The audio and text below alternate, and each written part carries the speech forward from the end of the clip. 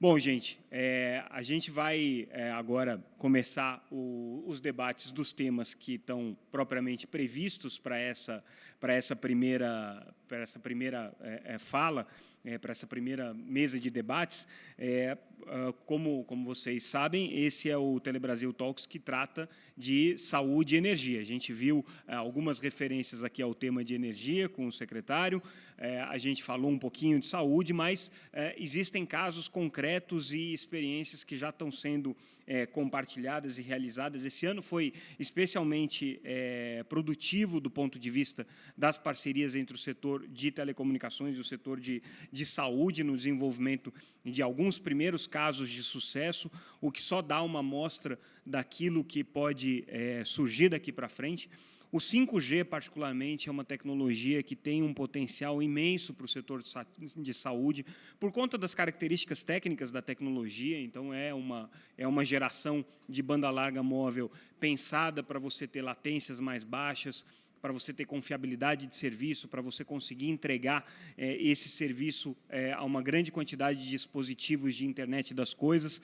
Tudo isso foi pensado, do ponto de vista da engenharia, justamente para garantir a possibilidade do desenvolvimento desses casos de negócio. E aí, na área de saúde, especificamente, é onde os potenciais podem ser realizados da maneira mais plena.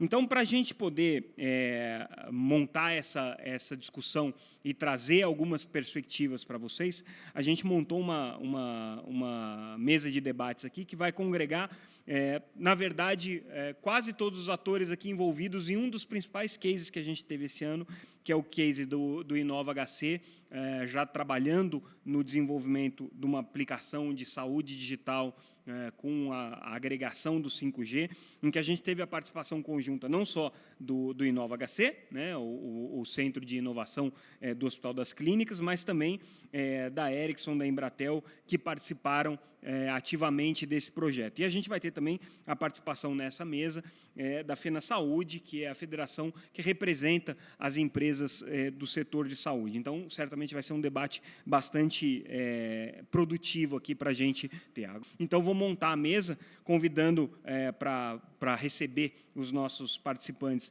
a Daniela Martins, que é gerente de assuntos institucionais e comunicação da Conexis. Dani, obrigado pela presença, você sempre fazendo mediações brilhantes aqui no nosso Talks. Convido também o Cleiton Alessandro Caldeira, que é gerente de TI e projetos de inovação do InnovaHC, como eu falei. Peço uma salva de palmas para o Cleiton, obrigado pela presença. Convido também a Jaqueline Lopes, que é diretora de Relações Institucionais da Ericsson para a América Latina. Jaque, bem-vinda aqui, obrigado pela presença. A Maria Tereza Lima, que é diretora executiva de governo da Embratel. Maria Tereza, obrigado pela participação aqui conosco. E, como eu disse, a nossa representante da FenaSaúde, a diretora executiva da FenaSaúde, Vera Valente. Vera, cadê você? Peço uma salva de palmas para a Vera, está aqui conosco. Obrigado pela presença, Vera. Consegue entrar por aqui? Senão tem a escadinha ali do outro lado. E aí, Dani, entrego para você a condução dessa próxima mesa. Bom dia a todos e todas. É com muita felicidade que acho que a gente encerra esse ano de Painel Telebrasil, que acho que com duas verticais tão relevantes, não só para o desenvolvimento dos nossos modelos de negócio, né, mas também para o desenvolvimento brasileiro, que acho que a gente fala tanto, né? A gente fala desde o desenvolvimento do mercado até o desenvolvimento também do país como um todo. Então, a gente mostra realmente como essa transversalidade das telecomunicações vai e já está mudando o Brasil.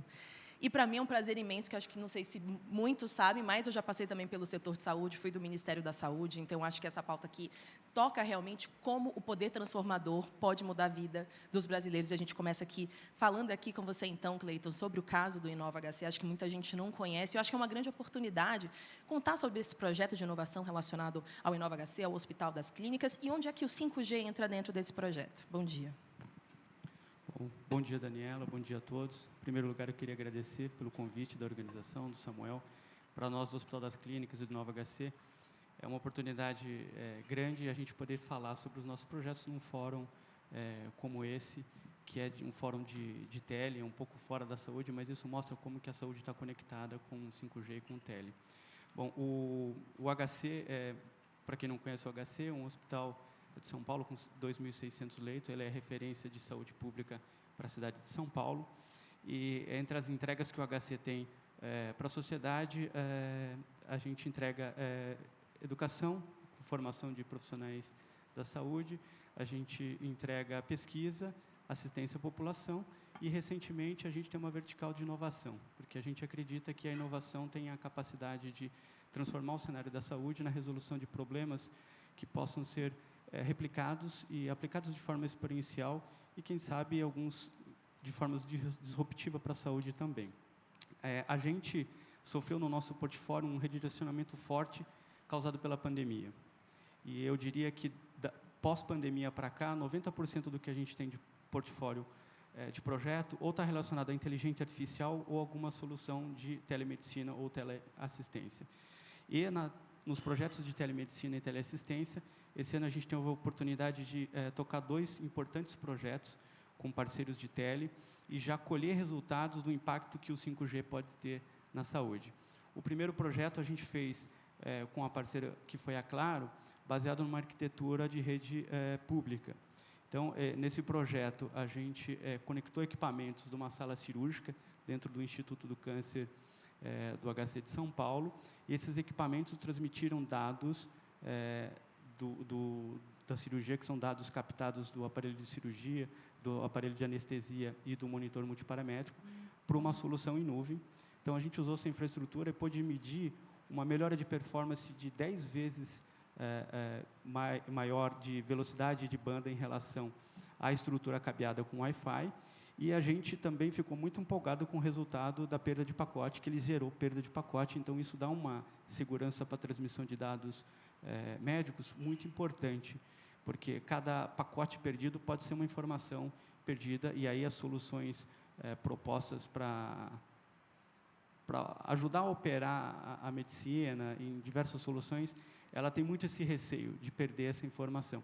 Então, foi um case que a gente conseguiu conectar o equipamento médico e teve esses resultados, e a gente pôde medir ele, e aí tem a ideia que tenha outros projetos com uma arquitetura semelhante nessa esteira para a gente já começar a testar e colocar em prática.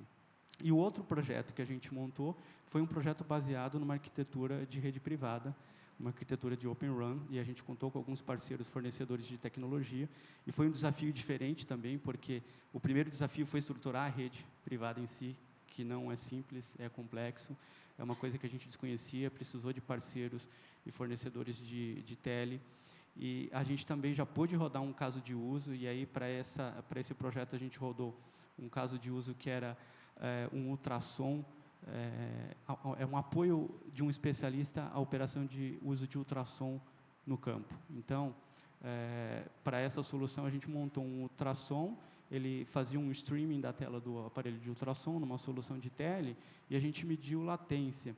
E a gente teve umas surpresas boas também. Então, a gente conseguiu medir de 2 a 4 milissegundos, e a gente pegou os médicos radiologistas e fez alguns testes, e eles perceberam que viabiliza esse modelo de um médico especialista poder dar suporte para alguém na ponta operando equipamento de ultrassom.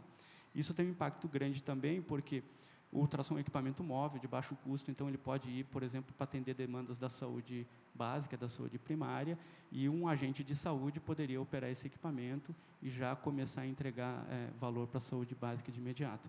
Então, esses 2 projetos são 2 projetos que nos deixaram muito empolgados esse ano aí, teve bastante sucesso. Legal, Cleiton. Acho que a gente vai continuar discutindo e, óbvio, ficam várias perguntas. Eu acho que aqui tanto a Maria Tereza quanto a Jaque vão nos ajudar a responder sobre as outras vertentes, mas a gente volta para entender realmente essa aplicação. Quando a gente fala de rede privada, né, muita gente pensa em indústria, pensa realmente num ambiente tão hermético que a gente, quando vê a aplicação disso mudando a vida das pessoas, num porte que hoje o HC tem e pode proporcionar também para todas as outras redes de saúde, como exemplo e case, é muito interessante. Então, já que eu vou seguir aqui contigo, então vamos aqui pela ordem para entender o envolvimento também da Ericsson dentro desse projeto do Inova HC e como é que a gente pode imaginar um fornecedor de telecomunicações ajudando no desenvolvimento de programas de saúde digital. Obrigada. Bom dia a todos. Começo aqui agradecendo não só pela presença de todos vocês, mas o convite à organização Telebrasil, na presença do presidente Marcos Ferrari, muito bem representado aqui pela Daniela, e cumprimentando também meus colegas aqui do painel. A Ericsson é pioneira do 5G no Brasil e no mundo. Pioneira na parte de equipamentos. no ano passado, nós lançamos aqui no Brasil, em São José dos Campos, a primeira fábrica, a primeira linha de produção de 5G da América Latina. Mas esse pioneirismo, ele vai além do mercado e do que nós fabricamos. Ele também perpassa a parte justamente da implementação da tecnologia. E um dos primeiros casos pilotos que a Ericsson trabalhou aqui no Brasil, em parceria com um dos nossos clientes e também com o Inatel, foi justamente na área da saúde. Era um caso de uma ultrassonografia à distância, em que a paciente era monitorada com a ajuda de uma auxiliar técnica à distância por um médico. Isso já faz alguns anos. A tecnologia evoluiu, tivemos recentemente o leilão do 5G, e agora é uma satisfação demonstrar outros casos de uso ainda mais complexos, como em parceria com o InovaHC, com a Embratel, claro, justamente nessa parte da cirurgia remota, que demanda características que o 5G possui, como a questão da latência, que é o tempo de resposta, e da ultraconfiabilidade da tecnologia. Mas é interessante a gente observar um pouco esse mercado de saúde. Nós, da Ericsson, temos um estudo que, até 2030, a digitalização traz em receitas adicionais para o Brasil 391 bilhões, 153 deles oriundos do 5G, mas eu destaco aqui que 35 bilhões são relativos ao mercado da saúde, que vão aumentar a sua demanda em conectividade em 78%. Extrapolando esses dados, trazendo para a prática, eu retomo aqui um comentário muito interessante do conselheiro Moisés, que foi o leilão não arrecadatório. Ele expandiu a conectividade para regiões mais remotas, ou seja, o 5G vai ficar mais acessível a diversas regiões, inclusive levando saúde para a população. Então, retomando, qual é o papel da Ericsson aqui? A questão é ampliar o acesso à saúde por meio desses ecossistemas de inovação. E a Ericsson tem sido uma orquestradora, junto com clientes e parceiros, desse ecossistema para melhorar a qualidade de vida da população, difundindo aqui o acesso à tecnologia. Muito obrigada, Jaque. E agora, ouvindo o lado também de uma empresa de telecomunicações, que é aqui a Embratel, representada pela Maria Tereza. Então, ouvir, como é que vocês, na Embratel, têm atuado no desenvolvimento da vertical de saúde e na área de transformação digital também, claro, e nesse papel específico do InovaHC, esse case, eu vi um pouco da experiência de vocês. Obrigada. Obrigada. Bom dia a todos. Primeiro, agradecer o convite, cumprimentar os colegas aqui do painel. E é um tema muito interessante que está na nossa pauta de prioridades, né?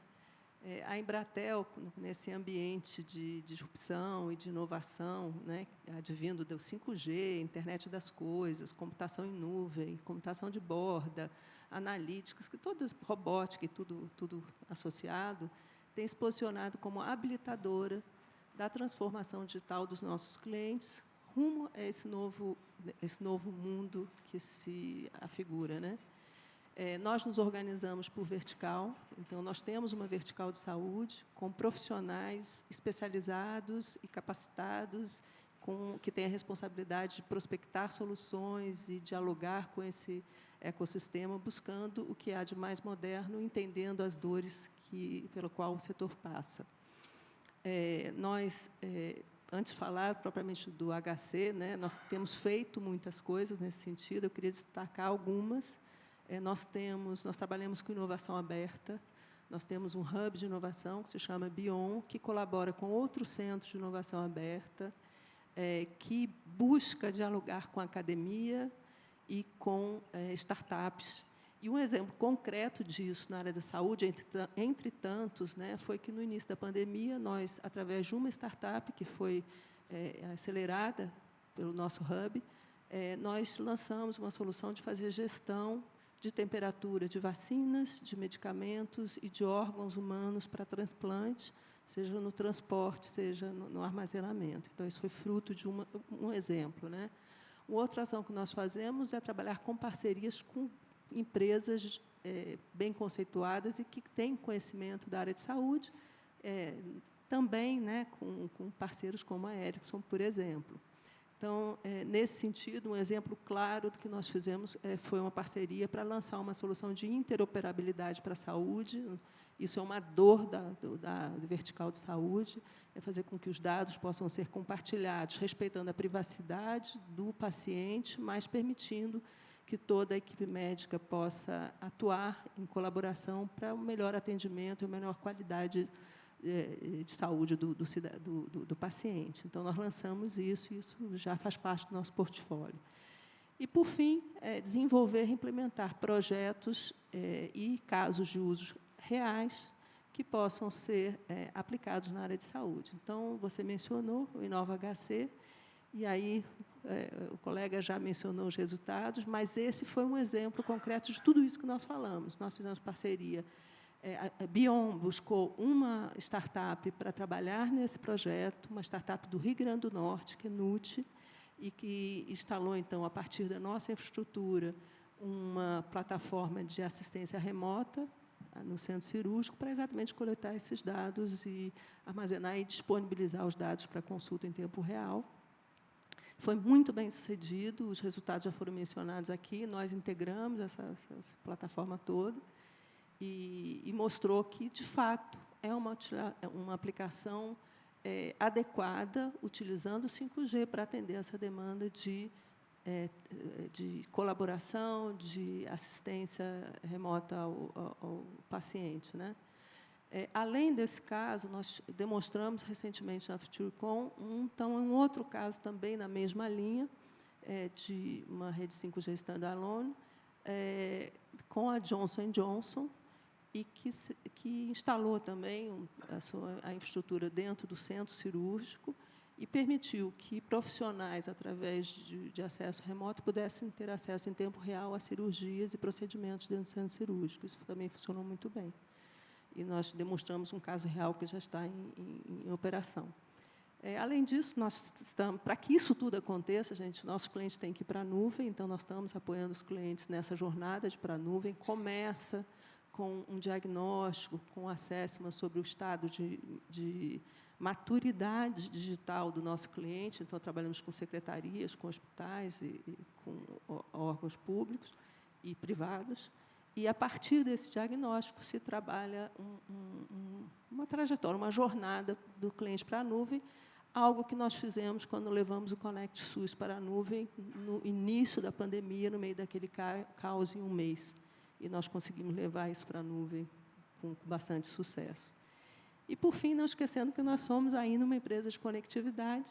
Hoje, nós atendemos a rede do InfoSUS, que atende o DataSUS, mais de 900 pontos conectados, uma rede gerenciada, segura, e que permite flexibilidade no atendimento, e que atende também a comunidades quilombolas e indígenas. Então, assim, é um pouco do que nós fazemos, que temos feito nessa inovação para a saúde. Obrigada, Maria Tereza. Eu acho que, juntando as falas aqui da Jaqueline e da Maria Tereza, a gente entende a potência que o setor privado, fazendo investimento na veia e desenvolvendo novas soluções, pode possibilitar, desde os grandes números que a Jaque trouxe, desde o potencial, acho que até os casos concretos trazidos aqui pela Maria Tereza, seja do grande impacto de negócio que a gente acompanha, até a mudança dessa pessoa, de um desses 900 pontos aqui citados pela Maria Tereza, a gente vê a construção dessa cadeia e esse impacto circular das telecomunicações e da conectividade aqui no nosso país. Agora, Vera, ouvindo um pouco do lado também das empresas de saúde, né, que a gente aqui tem a honra de receber a FENA Saúde. Como é que a transformação digital está mudando o modelo de negócio na área de vocês e a relação hoje da saúde com os seus consumidores? Seja muito bem-vinda. Obrigada, agradeço o convite aí da Conexis. Cumprimento meus colegas de mesa, a Daniela, aí, condutora do painel. Até deixando assim, esclarecendo, a FENA Saúde representa 15 grupos econômicos de operadoras de saúde, ou seja, nós viabilizamos todo o fluxo, né, de pagamento dessa cadeia privada de saúde. Então, a FENA Saúde tem as operadoras de saúde e temos como parceiros toda uma rede de prestadores, hospitais, laboratórios. A tecnologia no mundo, né, é fundamental, na saúde mais ainda, né? Até existe um dado recente de que 30% do volume de dados que transitam no mundo se referem à saúde. com o desafio que dados de saúde são dados sensíveis, né, e tem toda a forma de você lidar dentro da própria LGPD. O Brasil, na verdade, não tem um Brasil, você tem vários Brasis, né? Então, você olhar essa realidade, eu acho que é um grande desafio. E num contexto de enorme dificuldade de acesso à saúde, de acesso à assistência, de acesso ao tratamento, o desafio da nossa dimensão continental. Então, por um lado, você observa assim, esse processo da pandemia, ele foi um enorme aprendizado.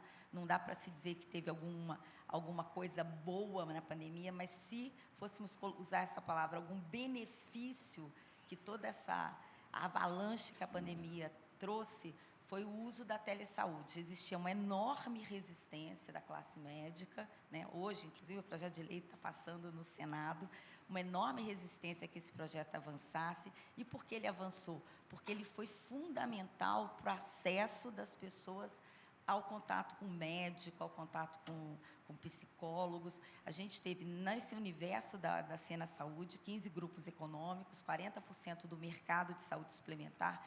A gente teve em torno, do início da pandemia até agora, de 80 milhões de consultas por telesaúde no Brasil inteiro. O índice médio de resolutividade, 94%, e um índice de satisfação de mais de 90%. Se você pensar que essas pessoas, a primeira tendência delas, a maioria, seria buscar um hospital, buscar um pronto-socorro, isso já trouxe não só o acesso, mas uma enorme economia para esse sistema. Mas, como eu estava falando de diversos Brasis, aonde esse tipo de mecanismo, teleatendimento, ou você utilizar uma cirurgia remota, uma orientação remota, são os lugares que você tem mais dificuldade em termos de comunicação, de conectividade. Então, se você pegar a distribuição, um mapa feito pelo próprio CFM, da distribuição de médicos no Brasil, você tem cinco médicos para cada 1.000 pacientes no sul, sudeste, e na região norte, nordeste, você tem em torno de 1 médico para 1.000 pacientes. Então, lá está o desafio do acesso a especialistas, a alguns tipos de procedimento. É onde você tem a maior dificuldade nessa conexão. Então, assim, são vários desafios, passando pela questão também do custo, né? Hoje, você, quando fala de tecnologia, toda essa sofisticação, você fala de dispositivos vestíveis, para melhorar o diagnóstico, tudo isso é muito bem-vindo, mas a gente tem que trazer isso muito para o contexto da nossa realidade desses vários Brasis, né? Do ponto de vista das operadoras, a gente teve aí uma discussão muito grande dentro da discussão do Open Banking, né? do Open Health. E você pensar o que seria essa grande conectividade desejada, na verdade, a gente está falando de interoperabilidade. Do ponto de vista do sistema de saúde como um todo, quando a gente olha operadoras, que são os grandes pagadores, hospitais, prestadores, e o benefício para o paciente, o que a gente busca, nossa agenda número 1, é interoperabilidade. Hoje você tem silos, né, em cada entidade, cada ente dessa cadeia, hospitais, com suas informações. E você não tem uma conexão e uma interoperabilidade desses dados. Então, assim, se você olhar a jornada de um paciente hoje, ela é extremamente confusa, porque ele é atendido num determinado médico, depois ele precisa de um procedimento no hospital, esse dado que está com o médico dele não é acessível. Aí eu participei de um painel de telemedicina recentemente, que eu criei um personagem, o João, né? Então, o João é um rapaz que começa a jornada dele com a mãe levando ele ao médico, depois ele para de ir ao médico porque ele está adolescente, aí ele descobre que ele tem uma doença rara, e o João tem um episódio, vai parar no hospital, ninguém acessa os dados do João, enfim, o João tem uma jornada desorganizada, uma jornada ruim para ele e muito cara para o sistema. Então, assim, do ponto de vista, quando a gente fala de tecnologia como um todo, a gente precisa buscar um padrão de dados, um padrão de interoperabilidade para que você use esse dado, você tenha acesso a esse dado para organizar a jornada do paciente e melhorar a eficiência do sistema, porque a gente tem um enorme desperdício no Brasil em termos de exames, né, que não são utilizados, exames que sequer são buscados, repetição. E o país pobre como o nosso, com toda essa dificuldade de acesso que a gente tem, não pode se dar ao luxo a esse desperdício. Então, do nosso ponto de vista, interoperabilidade, buscar padrões, uma melhor conectividade, é bom para o paciente e traz mais eficiência para o sistema. Vera, acho que foi muito interessante você trazer o caso da telemedicina, porque acho que foi um dos temas que a gente muito tratou aqui na área de telecomunicações nesses últimos 2 anos. Acho que foi um dos cases, mas acho que ninguém com tanta propriedade para trazer o impacto dele, não só no alcance ao cidadão, do feedback do cidadão, mas também como toda essa cadeia e essa relação de qualidade e eficiência estão sendo melhor promovidos também por meio de uma rede mais digitalizada. Então, a gente vai agora voltar o nosso ciclo de debates aqui para o início, mas vou ouvir agora, Cleiton, muito numa linha de um ponto do que a Vera falou, os desafios, né? Os desafios para esses próximos passos. Quais são esses desafios que você enxerga, né, para integrar o setor de saúde ao setor de telecomunicações? Bom, Daniela, tem desafios que são de negócio e técnicos, e em algum momento eles cruzam ali. Eu acho que os projetos que eu citei aqui de exemplo, ele só teve sucesso porque ele se deu num ambiente de colaboração. Então, a gente juntou, na verdade, segmentos muito diferentes, né? A saúde, que é muito fechada, e a saúde tem essa característica de ser mais fechada, e o fornecedor de tecnologia médica, que foi também um ator importante. Então, por exemplo, pegar o caso que a gente fez no Instituto do Câncer. Teve o grupo da Tele, Embratel, a Ericsson, teve o grupo Hospital, que são os especialistas do Instituto do Câncer, e teve o fornecedor do equipamento médico, que foi a Nihon, também, que esteve disposta a fazer e se conectar. No outro caso da rede privada, a gente também teve um modelo muito parecido. Teve parceiros de tele, teve o hospital trabalhando e teve o fornecedor do equipamento médico, que é o ultrassom lá da ponta, que foi a Siemens Healthineers, que topou também fazer esses testes. Então, o desafio é juntar esses interesses, e aí de uma maneira que todo mundo saia vencendo. E tem um desafio que é tecnológico, que a Vera falou, que eu vou reforçar, que é a interoperabilidade. Então, a saúde não tem a tradição de ter protocolos tão padronizados do ponto de vista da tecnologia como a indústria, por exemplo. Então, quando você vai conectar equipamentos em plataformas, algo que parece ser simples começa a se tornar complexo. E justamente pela essa falta de padrão que a gente tem. Então, como a saúde está atrasada em relação a isso, eu acho que esse é o grande desafio, a gente juntar negócio e esse problema de tecnologia, e aí eu vou eleger a interoperabilidade como grande problema tecnológico a ser avançado. Aí. Perfeito, Cleiton. Acho que vou pegar essa bola já levantada para ele. Vou deixar também um pouco aqui, já que também vai muito em linha na sua primeira fala. A gente teve um leilão não arrecadatório. Quais são as oportunidades que surgem, os desafios que a gente ainda tem que vencer? E como é que você enxerga que o 5G pode viabilizar, com essas soluções já encadeadas, novos termos tecnológicos para o desenvolvimento de aplicações de saúde? Excelente pergunta. É interessante colocar esse ponto dos desafios. E sobre justamente essa ótica da conectividade, o que nós percebemos é que o 5G não é futuro, ele é presente, ele já chegou. Mas todos esses benefícios, né, e foi muito bem colocado aqui pelos meus colegas do painel, que a tecnologia traz, principalmente aqui no setor de saúde, eles precisam ser reconhecidos pela sociedade. As empresas precisam saber desses benefícios.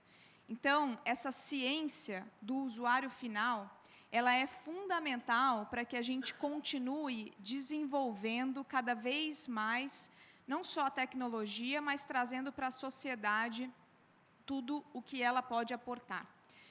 Particularmente, no caso do 5G, e eu queria aqui trazer de novo a nossa parceria com o InovaHC e com a Embratel, a tecnologia do 5G é essencial. Por quê?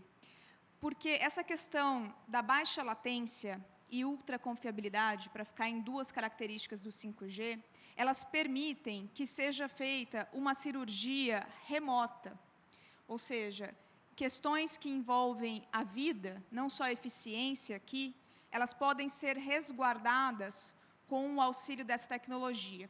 Mas a conectividade, ela vai muito além. ela começa, como bem colocou a Vera, com uma jornada. Começa na parte do monitoramento, pensando aqui nos atores envolvidos nessa parte do sistema de saúde. Por exemplo, o paciente, ele não precisa se deslocar da sua casa para fazer uma teleconsulta. E isso também protege a sociedade de contaminação. Vimos aqui durante a pandemia o quanto isso pode ter salvado algumas vidas. Para o médico, o uso de inteligência artificial permite uma predição para evitar problemas, ou seja, uma visão preventiva aqui da medicina. Para os hospitais, isso traz também eficiência. Isso, para todo o sistema de saúde, vai desafogar esse sistema e permitir que mais pessoas tenham acesso, justamente por essa questão remota. Então, todo esse ecossistema, ele depende da inovação, e aqui o 5G, ele é revolucionário na medida em que ele permite novos casos de uso que dependem estritamente das suas características técnicas e tecnológicas, como a questão do tempo de resposta, a ultralatência e a confiabilidade. Como bem colocou o Clayton, a questão do Wi-Fi, por exemplo, poderia ter alguns riscos. Então, quando estamos falando de questões vitais, usar essa tecnologia e a confiabilidade dela são fundamentais para salvar vidas. Obrigada, Jaque. E acho que o Clayton também vai me levantar a bola para uma pergunta para a Tereza. Ele citou aqui um case, né, no qual, quem sabe, no futuro, agentes comunitários de saúde podem favorecer, né, experiências de ultrassom em regiões mais distantes. Aí a gente encontra o tema das políticas públicas, né? E aí queria ouvir de você, Tereza, como é que você enxerga que as políticas públicas podem acelerar o projeto de transformação digital na área de saúde, com base na sua experiência? Se a gente pensar políticas públicas como ações e medidas para a realização, para tornar real o que está na Constituição, né? Nossa Constituição estabelece que a saúde deve ser universal e gratuita, e ela atende uma demanda da sociedade, né? Na época, em 1988, mas que ainda continua presente, e cada vez mais presente, a pandemia mostrou isso. E essa política ela foi materializada através do SUS, e que é algo que envolve os 3 entes da federação, precisa ser integrado. E, quando a gente fala em transformação digital desse grande sistema de saúde brasileiro, a gente tem que pensar que existe, sim, no Brasil, uma estratégia de saúde digital vigente, que foi elaborada ainda em 2020, então ela vale de 2020 a 2028. E como é que ela pode ajudar, né? Primeiro, definindo os padrões, que foi comentado aqui, então isso é importante, capacitando a área de saúde a conviver com esse novo ambiente tecnológico, isso é importante, definindo sistemas e serviços que serão disponibilizados à sociedade, além de definir arquiteturas, focar em infraestrutura computacional para a área de saúde, isso é também importante, como falou aqui a Vera, o país é muito grande, muito desigual, e a gente precisa garantir que todos os lugares tenham uma infraestrutura adequada. Então, acho que esse é um conjunto de ações que podem, sim, contribuir para a transformação digital. Acho que não é uma solução só, é um conjunto de estratégias que já estão sendo desenvolvidas e que vão fazer avançar. A gente tem que considerar que os recursos são bastante escassos. Então, para vocês terem noção, o DataSUS vai contar para 2023 com apenas R$140 milhões para esse enorme desafio, tamanho Brasil. Mas, eu diria, como copiando Oswaldo Cruz, né, já que a gente está numa época de vacina, na sua guerra das vacinas lá no início do século passado, sem esmorecer para não esmorecer. A gente precisa continuar acreditando que isso vai avançar e que a tecnologia vai empurrar essa evolução. Obrigada, Maria Tereza. Acho que o tema aqui tem sido desafios, né? Até porque, quando a gente fala em política pública, a gente fala em orçamento público, a gente fala sempre num desafio que está sendo construído diuturnamente. Agora, o desafio, Vera, eu pergunto para você, é sobre a questão de adaptação, né? Então, assim, como é que você enxerga os desafios para que as empresas e profissionais da cadeia de saúde, e aí também os grupos representados pela FENASaúde, se adaptem ao processo de transformação digital? Eu quero primeiro pegar um gancho aí da fala da Maria Tereza, da questão do SUS, né? O SUS é fundamental, né? É uma grande conquista da população brasileira, mas tem o desafio do subfinanciamento. E a gente viu a importância do SUS na pandemia, mas também a importância da complementariedade que a própria Constituição prevê do sistema privado. E essa complementariedade ajudou a cuidar aí, desonerar o SUS de 50 milhões de pessoas. Eu, no Ministério da Saúde, eu fui do Ministério da Saúde, depois fui da Anvisa. No Ministério da Saúde, fui responsável pela implantação do cartão SUS, né? E avançou, mas tinha muito mais do que avançar. O que o cartão falava? Exatamente da integração dos 3 níveis de gestão do SUS. Se você tivesse isso, hoje, com a pandemia, você teria dados epidemiológicos muito mais rápidos, poderia fazer uma gestão muito melhor da entrega de medicamentos, da entrega de suprimentos, enfim. É um desafio que vem de muito tempo, né? Eu cuidei do cartão SUS em 1998. Então, eu acho assim, a gente tem muita coisa para avançar em termos de coordenação de grandes políticas, para você depois refinar. E aí, quando fala o desafio maior da sociedade brasileira, cultural. Existe uma dificuldade cultural nesse avanço para compartilhamento de dados, existe uma resistência dos prestadores, uma resistência de toda essa cadeia, né? E, para você avançar em qualquer programa desses, o governo tem que ser o grande líder, tem que ser uma política pública. Começou com a Rede Nacional de Dados em Saúde, que a Maria Tereza comentou, mas isso tem que ser uma política de Estado, né? E não uma política de governo. Você tem que buscar uma integração de outras agências reguladoras. Eu estava conversando aqui antes do meu painel sobre isso. Não se reduz a uma agência de regulação em saúde ou regulação em telecomunicações. Você tem que ter aí uma matricial para que você tenha realmente a construção de uma política visando essa integração. O mundo todo fala em medicina baseada em valor, né? O mundo todo fala em jornada do paciente, o paciente no centro do cuidado, em melhores desfechos. Sem dados, sem informações, você não consegue implementar um modelo que não é baseado no custo, ele é baseado no desfecho, no valor para o paciente. Então, tem vários avanços, e aí eu insisto, o maior deles é a interoperabilidade, é uma padronização, e o governo tem que ser o grande líder. Isso tem que ser uma política de Estado para que você avance em todos esses níveis da sociedade. Obrigada, Vera. A gente vai aqui para a nossa última rodada, para depois a gente seguir para as considerações finais, mas eu acho que todo esse ciclo tem mostrado que política pública e desenvolvimento privado, eles caminham juntos rumo a um objetivo. Então, quando a gente fala aqui de setor privado de saúde, junto ao SUS, junto às empresas do setor de tecnologia e telecomunicações, a gente está falando de uma grande transformação. E aí, a gente vai desde o atendimento básico, desde as grandes transformações, tratamento para o câncer e atendimentos mais complexos, né, casos de saúde mais complexos.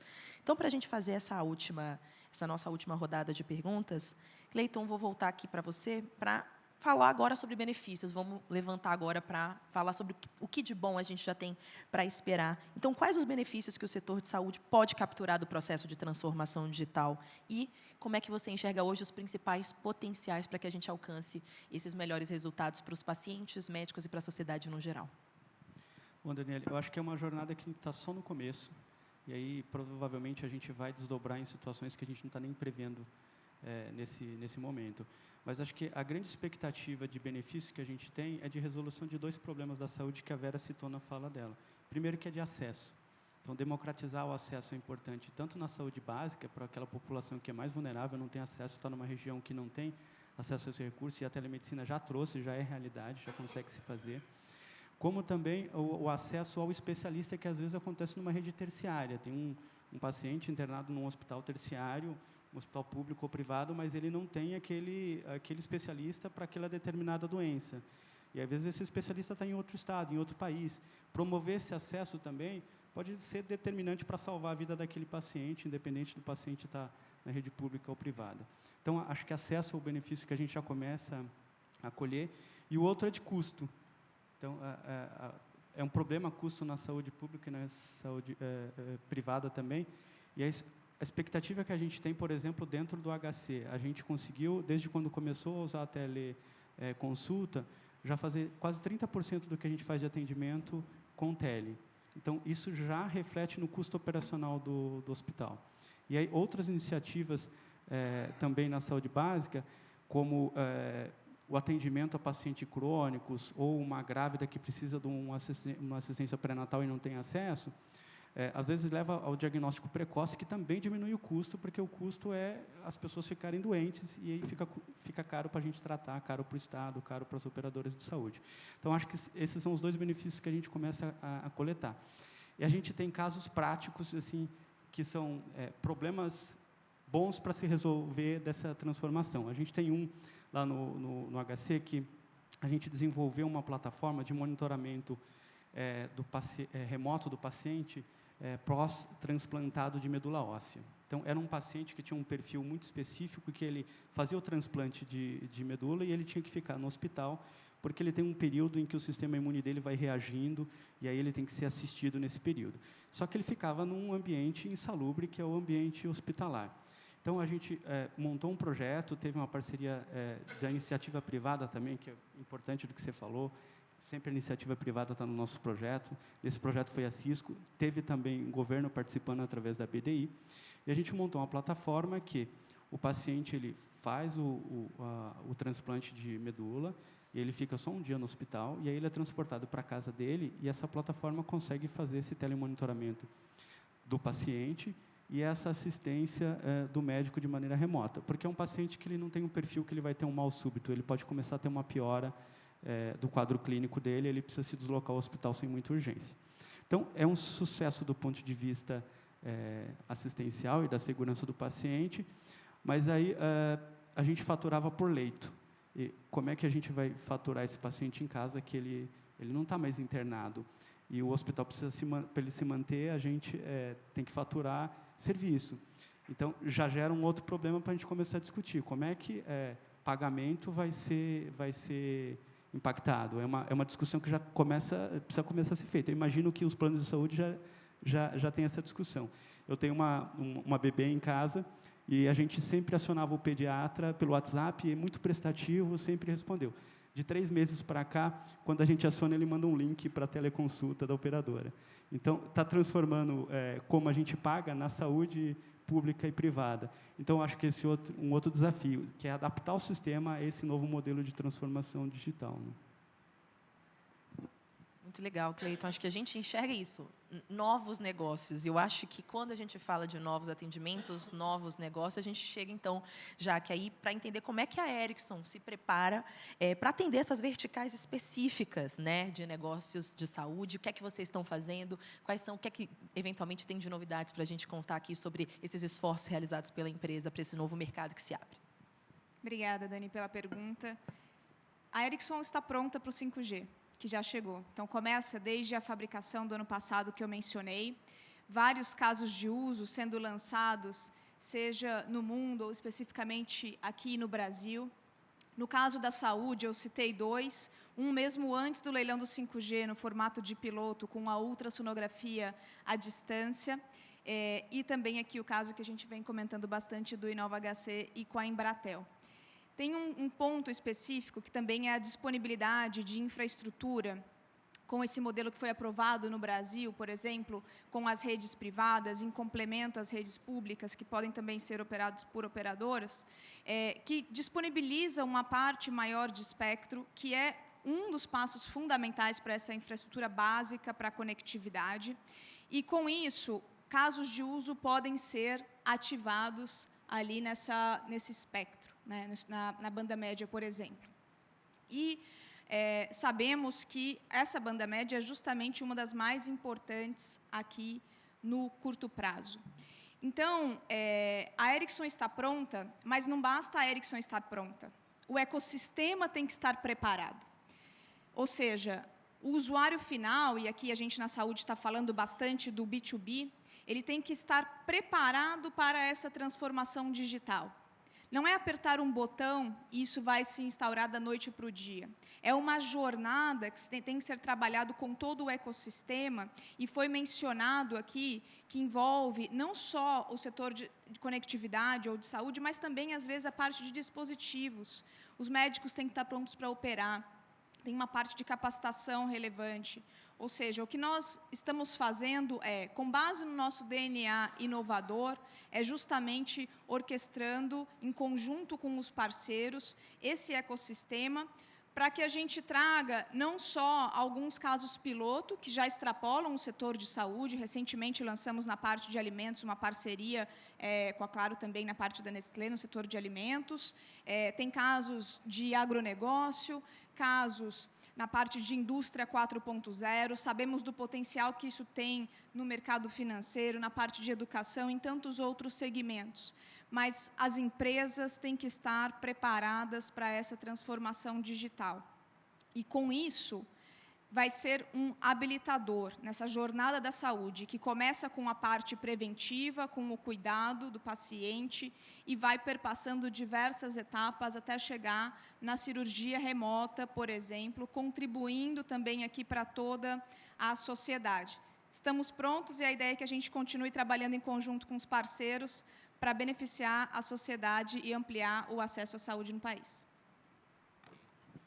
Obrigada, Jaque. Eu acho que a fala da Jaque, Maria Tereza, vai fazer um gancho, né? A gente estava falando, a Jaque estava trazendo sobre o desafio das empresas estarem preparadas, e você tem esse trabalho importante de relações com o governo, e aí você também falou na sua fala também sobre a importância, o tamanho do SUS aqui para o desempenho da saúde brasileira. Então, eu queria ouvir, né, de você da importância do governo também estar preparado para receber esses modelos de transformação digital, e como esse modelo também de transformação digital no SUS pode ajudar na universalização da saúde digital. Bom, o SUS, né, e essa estratégia de saúde digital, ela está pensando a saúde não em serviços ou produtos ou dispositivos. A gente precisa pensar a saúde como uma plataforma de saúde, que perpassa interoperabilidade, dados, análise, dispositivo, todo esse ecossistema que a Jaqueline mencionou. Então, acho que essa é a visão que a gente tem que ter, plataforma de saúde para todos. Eu queria puxar a brasa para a nossa sardinha e lembrar que hoje existem no Brasil 260 milhões de celulares na mão da sociedade, né, de todas as pessoas. Então, assim, acessibilidade, nós precisamos oferecer os serviços para as pessoas que estão com esses celulares em mãos e que podem usar telemedicina em qualquer lugar do Brasil. Tá? Então, acho que esse vamos dizer, o recado que eu digo assim, é possível, conectividade existe, e a gente pode ter alternativas para chegar nesse cidadão.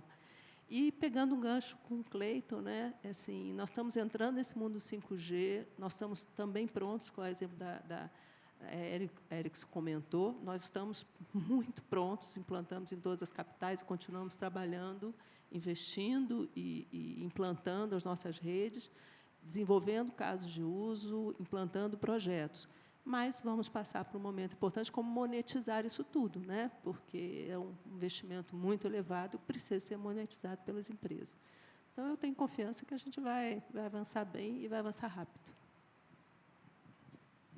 Obrigada, Maria Tereza. Acho que é isso, são novos negócios, novas oportunidades atingindo mais gente. Né? Acho que a gente está construindo desde o Cleiton até Maria Tereza e Jaqueline nesse sentido. E eu acho que, Vera, eu também vou pegar um gancho da pergunta da Maria Tereza também, como é que você está enxergando o governo se digitalizando, né, como esse parceiro essencial também do setor privado e também das operadoras de saúde, e também as oportunidades relacionadas a parcerias com empresas de tecnologia e telecomunicações também no setor de saúde.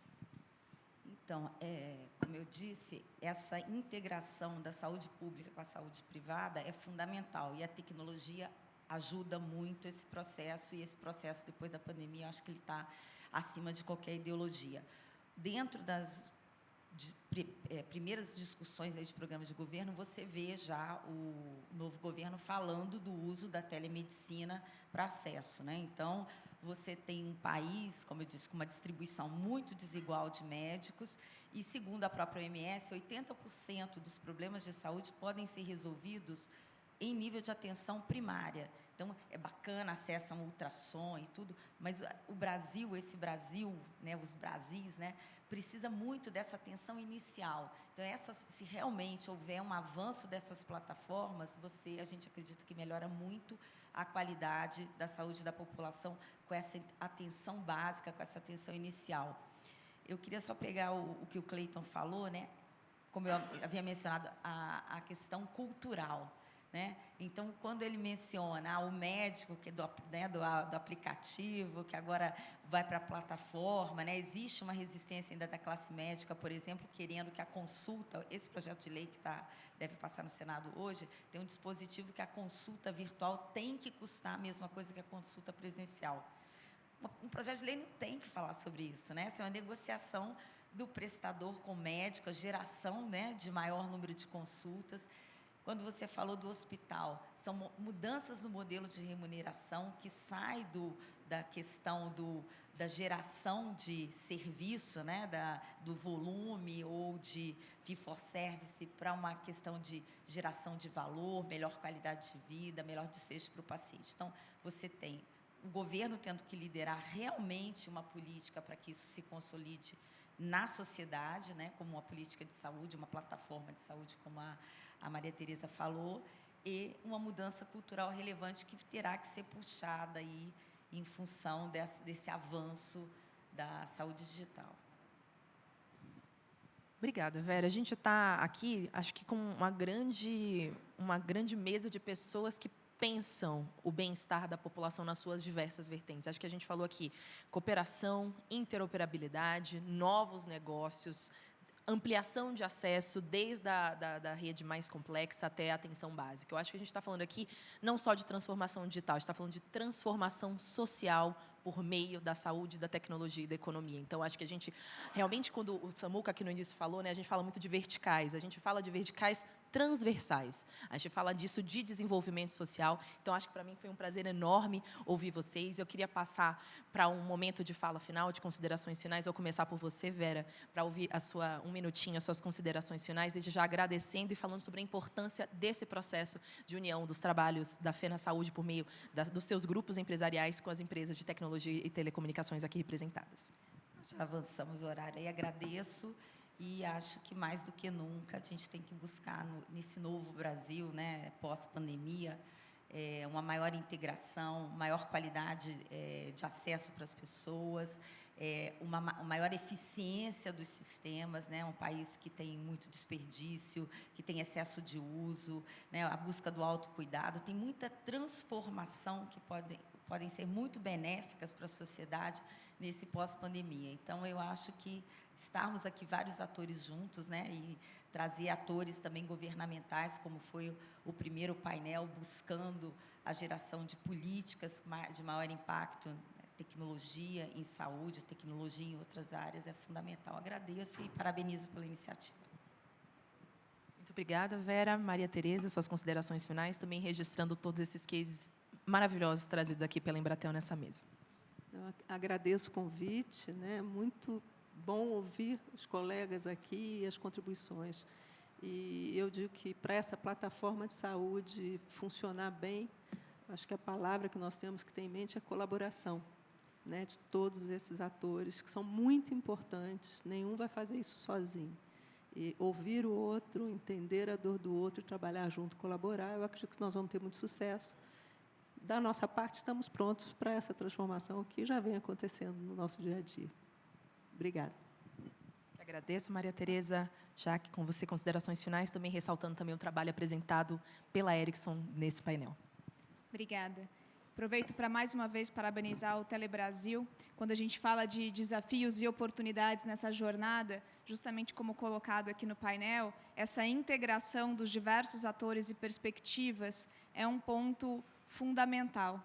E sabemos que esse acesso à saúde, agora cada vez mais fomentado pelo 5G, que traz novos casos de uso, que vão depender de novos modelos de negócio também para monetização, ele vem justamente embasado nesse ecossistema de inovação. E a Ericsson, pelo DNA inovador, tem aqui trabalhado em conjunto, coordenando esse ecossistema, e esperamos que no próximo painel a gente não traga só pilotos, mas a gente traga exemplos de larga escala, que essa tecnologia seja difundida e que as empresas se preparem em conjunto conosco para transformar o país e trazer mais acesso à saúde. Obrigada.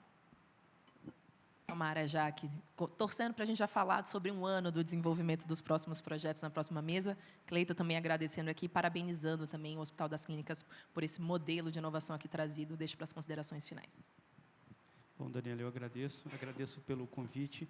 A gente ter um hospital sentado aqui para discutir num fórum de tão alto nível de telecomunicação, para a gente é muito importante, então agradeço muito pelo convite. A minha expectativa, pegando carona na fala da Jaqueline, é que por ano que vem a gente já não apresente mais casos de uso e apresente realmente como é que esses serviços já foram transformados com o uso do 5G. E a gente de Nova HC está aberto para parceiros públicos e privados, para qualquer iniciativa. A gente gostaria de continuar com a Claro para outros casos de uso que tem dentro do hospital. Estamos de portas abertas para todos aí, tá bom? Muito obrigado.